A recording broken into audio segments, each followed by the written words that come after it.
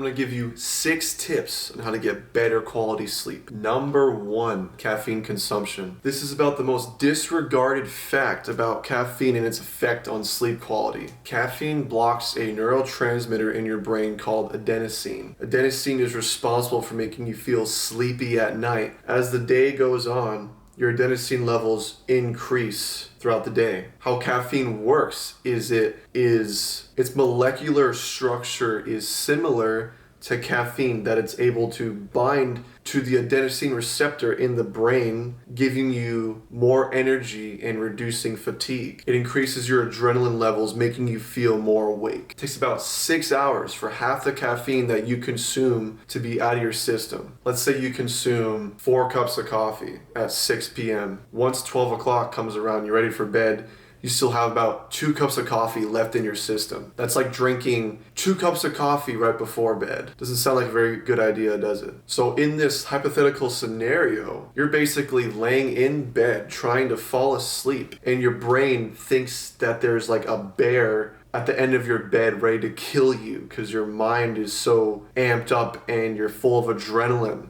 almost as if you're in the fight or flight state. It's like being in the woods and there's a bear and you try and take a nap. Good luck with that, bro. You're not going to be able to. So instead of drinking caffeine at 6 p.m., right, 6 hours before bed, I would recommend consuming caffeine no later than 12 p.m. So that way you have about 12 hours for all that caffeine, most of it to be out of your system. Because if you drink it at 12 p.m., you go to bed at 12 a.m., it gives you a total of 12 hours to get that caffeine out of your system. Personally, I quit drinking caffeine at around 11 a.m. Gives me about 13 hours, 13 to 14, because I usually go to bed at 12 a.m. to like 1 a.m. Number 2, sunlight or tanning, going out in the sun, getting sunlight in your eyes, getting sunlight on your skin. When you get sunlight in your eyes, it helps regulate your internal clock, also known as your circadian rhythm. As soon as you wake up in the morning, your internal clock starts. Your brain utilizes certain exterior factors to determine what time of day it is. So as soon as you wake up, if you're just cooped up inside, you don't walk out the door, or you don't look outside a window, your brain's gonna have no clue what time it is. That's gonna leave you feeling very tired and groggy in the morning, and you're not gonna be able to get that momentum going to be able to have that energy throughout the day. So sunlight's very important for waking up, and it's also very important for sleeping. So I'd recommend when you wake up in the morning, go outside. You could go 10 on your porch, at least 15 minutes to start. So that way you don't burn your skin. Some of you might be susceptible to sunburn. If you're susceptible to sunburn, then at the very least you go outside covered and just get the sun in your eyes. That'll help you a lot. Just the sun exposure into your eye will help you feel really tired at night. It'll also wake you up in the morning. But if you don't have that problem and you can get a little bit of sun, I'd recommend going out for about 15 minutes a day. Do that for about a week, maybe 2 weeks, and then you could gradually increase the amount of time to 30 minutes, 45 minutes, and I'd recommend even an hour. An hour of sun exposure on your skin and in your eyes every day, that will be tremendous help at getting you more energy and wakefulness in the morning, and also allowing you to be able to fall asleep smoothly and soundly at the end of the night. Sunlight also helps increase testosterone levels through the release of vitamin D that is in your skin when the UV rays touch your skin. Vitamin D is a precursor to testosterone. So testosterone is very important for recovery. So while you're sleeping, you want to have optimal testosterone levels in order that your body can actually recover better while you're sleeping, because that testosterone can help repair muscle tissue. It can give you more energy and help with your sleep quality, because testosterone peaks at its highest level while you're asleep. During the day, it will fluctuate, but it's a pretty steady decline throughout the day. And at night, your cortisol levels are about at the highest level at night. And then as soon as you go to bed, after a few hours, your testosterone will slowly ramp up until wakefulness. That's also why you might get morning wood, because your testosterone is at the highest level of the day, is when you wake up in the morning. Number 3, walking. Walking in my opinion, is one of the best ways you can increase tiredness. And it's also great because you can combine this with the whole sunlight exposure that I was just talking about in the previous. Because you can go for an hour walk, an hour and a half walk shirtless. You can get sun exposure while you're walking. So you're killing two birds with one stone. For starters, I'd recommend going for about 1 mile walk every day. It's pretty easy.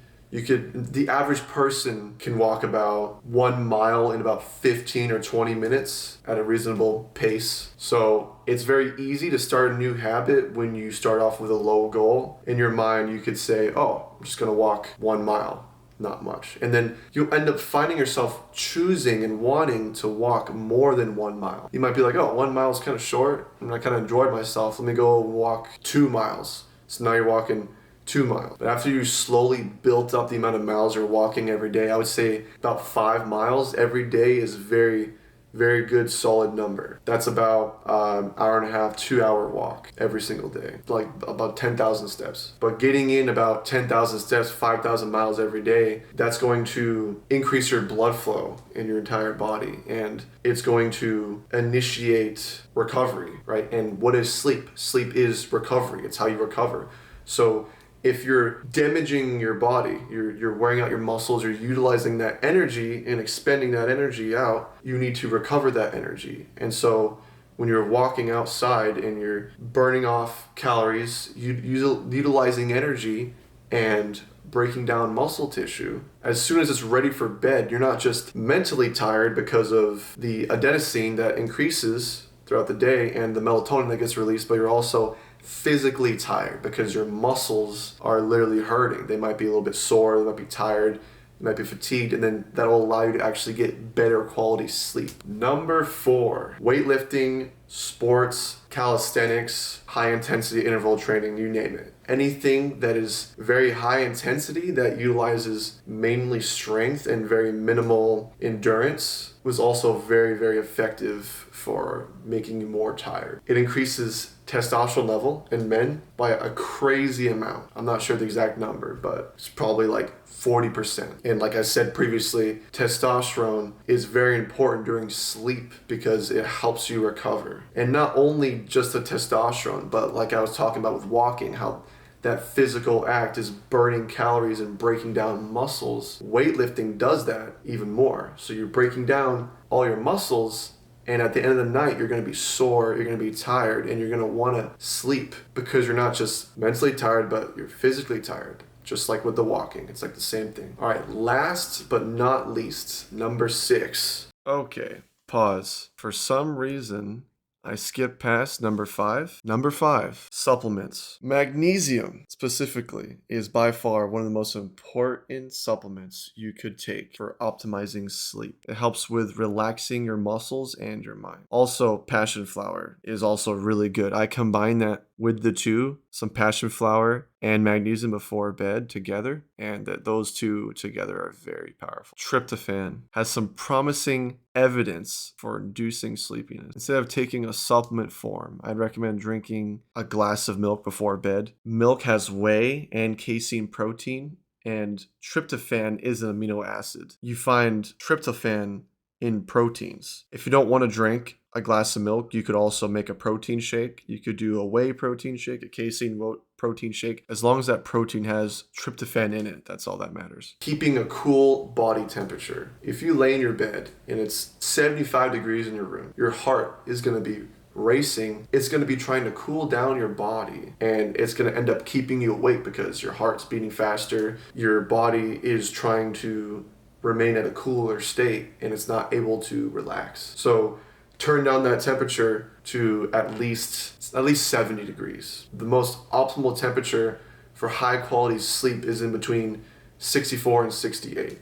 For me personally, I prefer the higher end, about 68, maybe even 69. Yeah, I know it's a funny number or whatever. Get your mind out of the gutter, bro. Get your mind out of the gutter. But if all this sounds like a lot and you're not sure what you can do or what you should do, like what's the most important tips in this video, I would say, was the caffeine consumption. Regulate your caffeine consumption and get sunlight. Those two, if you just do those two alone, it'll be night and day, bro. And you add the walking into, walking is fun. And if you don't want to walk or it's boring, dude, put some music on, listen to a podcast, whatever. Just add some kind of habit to make you want to do that thing. You could even do a phone call. Call up your siblings, call up one of your friends, have a conversation while you're walking. You'll end up being walking 30 minutes and you're like, whoa, how did 30 minutes go by? Like, I just been talking to my friend. You won't even notice time going by. Try all these tips out. Let me know how it goes, bro. Subscribe for more.